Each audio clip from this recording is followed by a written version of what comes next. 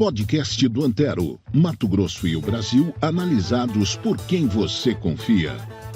Olá, amigos e amigas internautas do pnbonline.com.br. Estamos iniciando mais um podcast do Antero e hoje, com muita honra, nós recebemos aqui para o nosso podcast o professor Ibrahim Fantin da Cruz. Ibrahim Fantin da Cruz possui graduação em Ciências Biológicas e mestrado em Ecologia pela Universidade Federal de Mato Grosso. Tem doutorado em Recursos Hídricos e Saneamento Ambiental pelo Instituto de Pesquisas Hidráulicas IPH da Universidade Federal do Rio Grande do Sul.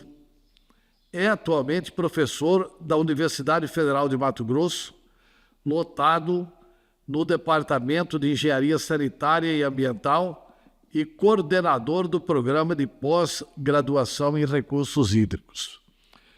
O motivo que nós convidamos o professor Ibrahim Fantin da Cruz é que, em recente palestra, ele anunciou que o Pantanal, em 2024, teve o ano mais seco da história do bioma, desde que isso começou a ser medido há 125 anos.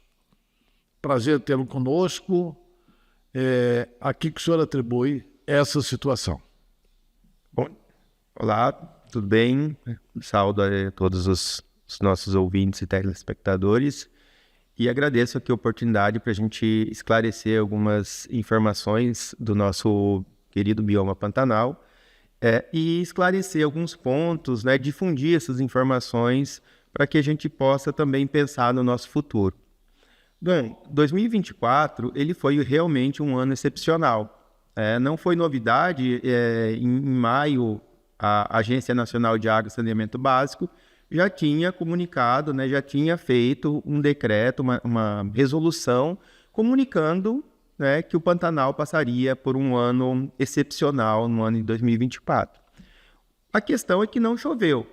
Então, quando a gente olha toda a distribuição de chuva e olha os níveis dos principais rios que formam o Pantanal, a gente vê que realmente foi um ano extremamente seco, batendo esses recordes históricos. Então, se a gente olha no contexto de precipitação da bacia, 2024 ele foi o ano mais seco da sua história de monitoramento, como você disse aí, dos últimos 125 anos.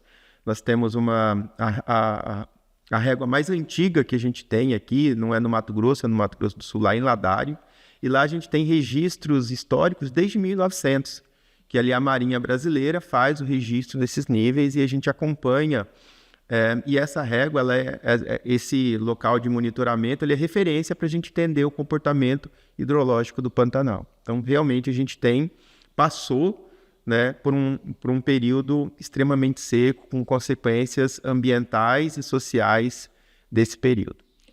Quando o senhor coloca assim, choveu menos, a gente quer indagar o seguinte: por que choveu menos? Porque tem uma teoria. Já tive a oportunidade de entrevistar uma professora que estuda a questão da Amazônia e ela argumenta muito com relação à questão dos rios voadores, que esse desmatamento da Amazônia acelerado pode causar até uma situação de não retorno. Por que está chovendo menos? É consequência da ação do homem, desse desmatamento da Amazônia, ou é a natureza mesmo?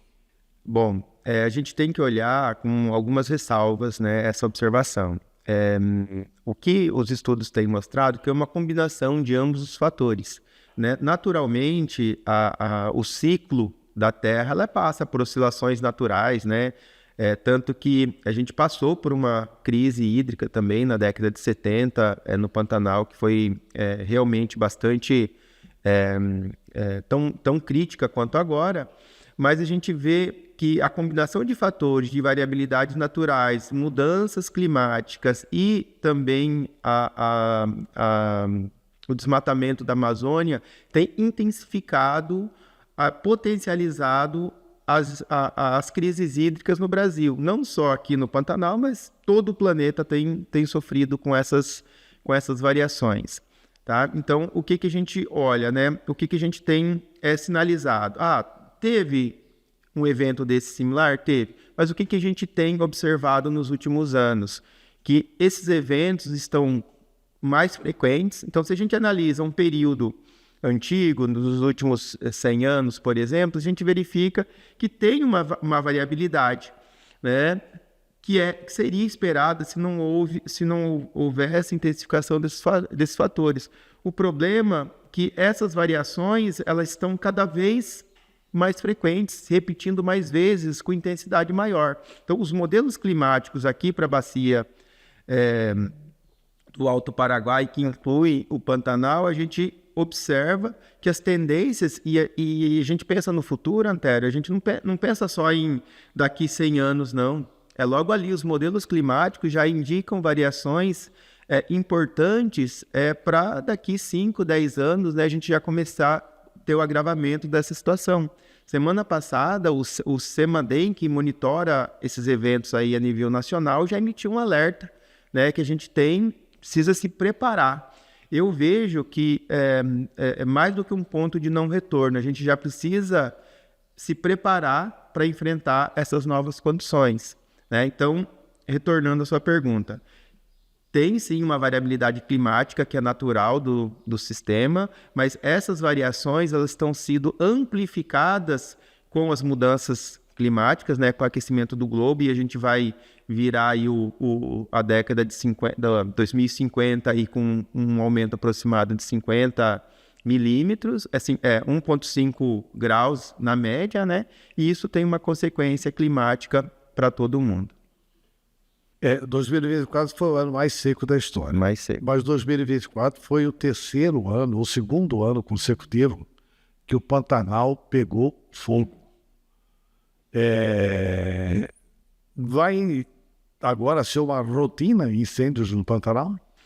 Bom, acho que o período mais crítico que a gente teve no Pantanal foi 2020, né? 2020 bateu recordes de queimada. E ali, naquele momento, a gente teve dois contextos, né? Um que foi um ano realmente muito seco, né? Foi aqui o que se destacou. Entre os 5 primeiros da história do Pantanal, a gente está 2020, 2021 e 2024. Então, 5 anos, as maiores secas foram registradas, né, nos últimos 5 anos.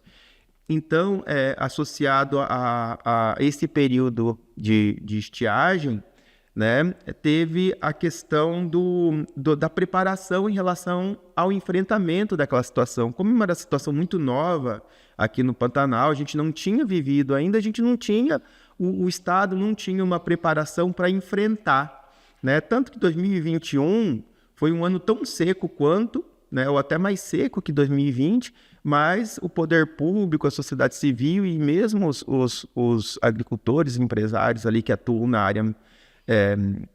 área do Pantanal, ele já tinha uma preparação para enfrentar. Então, os impactos que foram causados nos anos seguintes não foram tão graves. Não foram, sim, claro, dentro da proporção, mas 2024 da mesma forma, né? A gente já tinha uma certa preparação para enfrentar essas situações. Então, mesmo sendo um ano muito seco, o fogo não foi tão grande quanto 2021.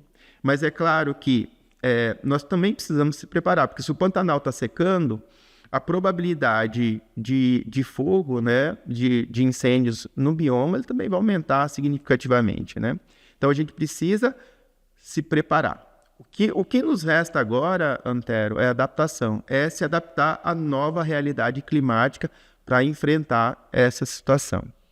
Mas não tem ações que são possíveis de serem feitas para amenizar essa situação? Por exemplo, nós já divulgamos informação também de que as cabeceiras do Pantanal também estão esvaziando, também estão com problema de desmatamento perto delas, e que isso aí pode causar assoreamento, pode causar uma série de prejuízos para o Pantanal. Essa situação está sendo estudada também por vocês? Bom, quando a gente avalia assim os riscos ambientais, né, sobre o bioma Pantanal, a gente identifica que os principais estressores do Pantanal não estão no Pantanal, está fora dele, né, está na bacia de contribuição. Então, só para entender, a gente tem o Pantanal, ele está inserido na região hidrográfica do Paraguai, né, que são os rios que drenam para o rio Paraguai, e ali na parte baixa forma o Pantanal. E essa parte de Planalto é a parte onde está o bioma cerrado, né, que ele tem um processo de gestão e manejo muito diferente do Pantanal, dadas suas características. E se a gente olha o problema do Pantanal, eles estão vindo da parte de cima. E aí eu coloco, né? Eu sempre trago a informação que a caixa d'água do Pantanal não é no Pantanal. A caixa d'água do Pantanal é no Planalto. É aqui a região do Sepotuba, a região de Cuiabá, né? A região do Jauru, do Juba, que são as principais bacias que alimentam o Pantanal. Então, uma vez que a gente provoca alterações nos processos hidrológicos dentro da parte de cabeceira, quem vai sofrer é o Pantanal. Então, a degradação, e às vezes a gente olha para o cerrado, a gente não dá muito valor para ele, né? Aquela vegetação retorcida, grosseira, né? Esparçada. Só que a função do cerrado, a gente pode chamar o cerrado como uma floresta invertida, porque a maior parte da biomassa do cerrado está na parte subterrânea. E o cerrado ele tem uma grande função na manutenção das vazões de base. O que é uma vazão de base? É a vazão do rio no período de estiagem. Então, por que os nossos rios não secam ou não secavam? Não é? Até o momento, a maioria deles não secam aqui em relação a outras regiões. Porque a gente tem um fluxo de base, as águas subterrâneas alimentando os nossos rios. Então, e de onde é que vem essa água? É do cerrado. O cerrado ele guarda essa água e ela vai se propagando lentamente para alimentar os nossos rios. E as intervenções, como retirada da vegetação, das áreas de proteção, as áreas de aquíferos, de recarga de aquífero, a gente não dá muita importância para as áreas de recarga de aquífero. E a gente precisa olhar, mapear e proteger essas áreas. E aí a gente olha que é tão importante que se a gente não proteger essas áreas, o próprio setor produtivo vai poder ser afetado. Porque se a gente não tem alimentação dos nossos mananciais subterrâneos, que vão alimentar os rios, e agora com o aumento da exploração também de água subterrânea para irrigação, o setor pode ser comprometido. Então a gente precisa ter um olhar integrado juntamente com o setor produtivo, né? Identificando essas áreas, protegendo essas áreas, para que as atividades no Mato Grosso se perpetuem. O senhor disse aqui, no início da nossa conversa, que foi feito um alerta, foi emitido um alerta sobre a seca que aconteceria em 2024. Nós estamos em dezembro. Correto. Qual que é a previsão para 2025? Bom, quando a gente olha para a curto prazo, tá? Então, o INPE, né, promoveu aí a sua análise. Eles fazem uma análise de 3 meses, né, é um período e que publicam essas previsões para os próximos 3 meses. Nesses 3 meses, a precipitação esperada para a bacia está dentro da normalidade. Tá? E aí, quando a gente olha para longo prazo, ainda a gente não tem um balanço climático com um horizonte maior, né, com uma precisão, né, para a gente poder colocar. Mas agora, até fevereiro, março, a precipitação está dentro do normal. Como evitar que essa situação se agrave? Que providências são possíveis de serem tomadas pelos órgãos públicos e também pelos cidadãos? Bom, quando a gente pensa em segurança hídrica, né, a gente tem que ter um olhar interdisciplinar e multissetorial sobre a água, né? Então não adianta só o poder público desenvolver suas ações, né, os usuários de água desenvolver, mas a gente tem que ter uma força conjunta com a sociedade para que a gente possa buscar a segurança hídrica. Acho que a primeira situação a curto prazo, né, que a gente pode fazer, porque quando a gente pensa em mudanças climáticas, em eventos extremos, a gente não consegue intervir nesses fatores naturais, nesses fatores ambientais que estão sendo propostos. Então, o que nos cabe, né, é adaptação. A gente precisa reconhecer primeiro, estamos passando por um momento de escassez hídrica, de estresse hídrico, que a tendência é se agravar. O que eu posso fazer para minimizar os seus efeitos? Então, primeira coisa que eu vejo que é importante, recomposição, garantir as áreas de áreas de proteção ambiental com a recomposição da floresta e da vegetação. Né? Quando você diz aí floresta, o senhor está incluindo o cerrado. O cerrado. Que é onde mais está sendo desmatado. Né? Composição vegetal, né? A gente pode colocar assim que fica dessa forma. Até nesse evento que a gente participou, que o senhor comentou agora no começo, uns dados do bioma que foi bem interessante, que em 2024 o desmatamento no Cerrado foi muito maior, né, do que na Amazônia, né? E pela legislação ambiental isso é completamente possível, porque você tem uma área ali de proteção menor do que da floresta amazônica. Mas a gente precisa olhar para o Cerrado, porque é no Cerrado que encontra as nascentes das principais bacias do Brasil. Então a gente precisa ter um cuidado também desse bioma, tão quanto a Amazônia. Mas voltando, então, recomposição vegetal dessas áreas que precisam ser protegidas. A gente precisa estabelecer mecanismo de minimização dos efeitos, então, nas comunidades que são mais afetadas. As comunidades tradicionais, a população rural, né? Como que eu posso garantir a segurança hídrica? Então, o aproveitamento de água de chuva, cisterna,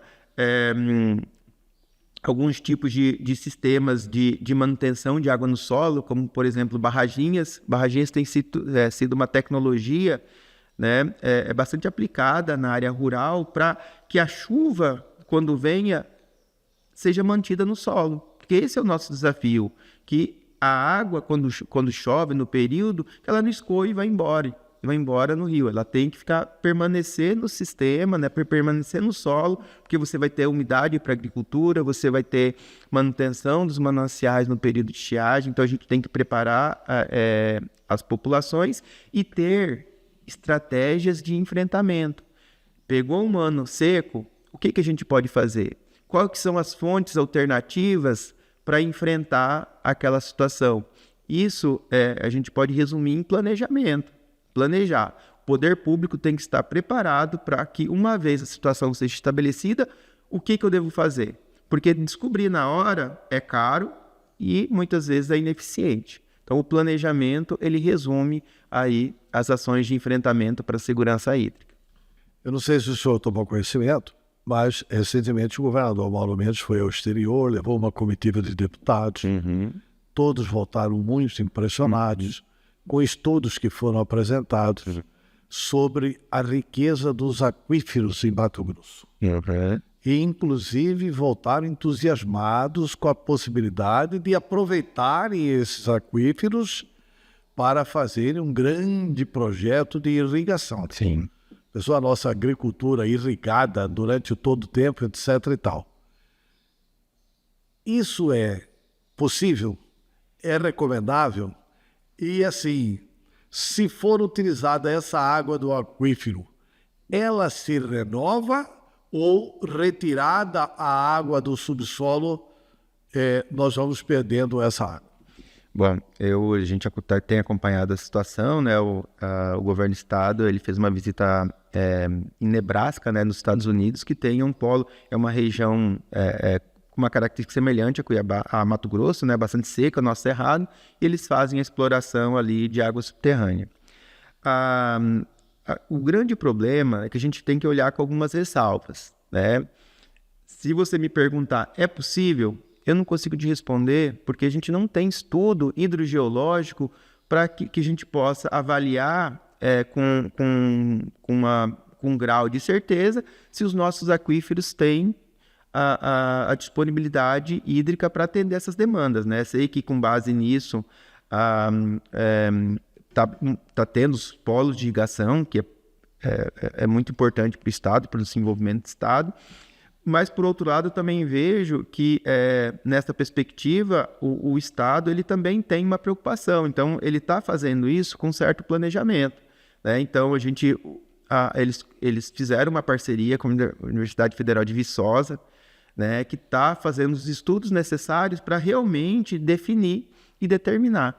Mas o que a gente sabe? Que a água subterrânea ela precisa ser ter um olhar bastante peculiar, porque o funcionamento subterrâneo ele é muito complexo, né? E se a gente não entender as trocas de água entre um aquífero, uma vez a gente exaurir um aquífero, ele pode ser nunca mais pode ser recuperado.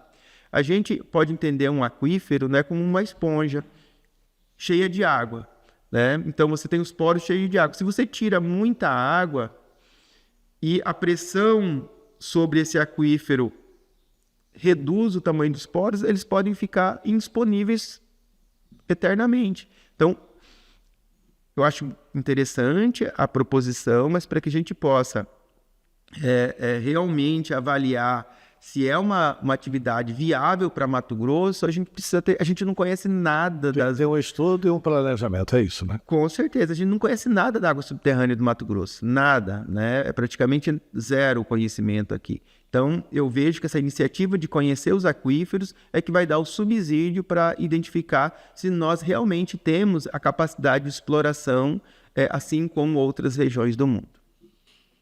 Para encerrar a nossa conversa, o garimpo influi também na deterioração do Pantanal? Bom, esse é um problema bastante sensível, né, que a gente tem enfrentado. A gente sabe que a atividade garimpeira ela tá ganhando, expandindo em passos largos aqui, mas a gente sabe e a gente tem identificado, principalmente na região de Poconé, a gente tem feito monitoramentos frequentes ali, a gente sabe que tem um problema sério de contaminação por mercúrio naquela região. A gente pode atribuir essas atividades à mineração? Bom, o que eu vejo que é importante a gente destacar é que eu creio que hoje o controle ambiental dos órgãos fiscalizadores, né, que fazem o licenciamento dessa atividade, ela tem muitos bloqueios para a inserção desse elemento na natureza. Então, o que eu imagino que seja, que tem que ter uma fiscalização maior por parte do Estado, são os garimpos ilegais e a atividade ilegal, porque essas são feitas sem o controle devido à utilização do mercúrio e de outros elementos. Então, a gente tem monitorado, a gente sabe que o mercúrio está ali, mas a gente não consegue identificar qual é a origem e a fonte da contaminação. Isso nos preocupa porque a população de Poconé, ela depende do Bento Gomes. O Bento Gomes é o rio que atende ali a comunidade, né, que atende a cidade. E ali a gente tem encontrado mercúrio de forma recorrente. No secou e a população de Poconé tomou água de bica garimpeira, né? Exato. A gente teve um problema lá de seco, o Bento Gomes secou, né? E esse é um problema que a gente precisa enfrentar, né? Será que a gente consegue... qual que é a fonte? E Poconé não tem água subterrânea. Se a gente pudesse extrair de água subterrânea e fazer um poço, mas estudos que se tem ali sobre a disponibilidade hídrica subterrânea não consegue atender a demanda que tem. O rio Bento Gomes agora não tem água e a água que tem não está adequada. Então, quais são as fontes, né? Precisa pensar, né? Vamos trazer do rio Cuiabá 40 quilômetros de tubulação, né? Qual que é a viabilidade disso? A empresa de saneamento vai estar disposta, a prefeitura, quem que vai bancar por isso aí, né? São questões, eu vejo que Poconé, ele tem um desafio hídrico aí que precisa ser enfrentado nos próximos anos, e que é uma necessidade urgente. Professor Ibrahim Fantini da Cruz, muito obrigado pela entrevista. Gostaria de colocar o microfone à sua inteira disposição para que você possa fazer ainda alguma observação necessária e que eu não tenha lhe perguntado. Bom, eu só tenho a agradecer, né, à Universidade Federal de Mato Grosso. Ele tem cumprido seu papel, né, nas pesquisas na área ambiental, no controle ambiental. E o papel da imprensa nesse ponto é bastante importante para dar visibilidade, para que as pessoas possam entender a situação e possam também fazer o controle social, né, sobre as ações, né, e a melhoria das condições ambientais. É uma situação que a gente precisa enfrentar, né, nós como pessoas. Então, isso vai desde ações pequenas de reduzir, fazer um uso racional no consumo da água, destinar o resíduo sólido adequado, né? O Pantanal ele tem sofrido hoje com problemas de resíduo, de lixo que chega no Pantanal. Então, é uma preocupação e isso também depende, isso vem das cidades em especial. Então, a gente precisa desenvolver ações, contar com a conscientização da população para reduzir. Porque o que a gente vai fazer aqui na parte alta, quem vai sofrer é o Pantanal. E a gente tem responsabilidade nisso. Agradeço a oportunidade. Tá. Muito obrigado ao senhor. Na próxima semana, nós voltamos com o podcast do Antero. Até lá. Podcast do Antero. Mato Grosso e o Brasil analisados por quem você confia.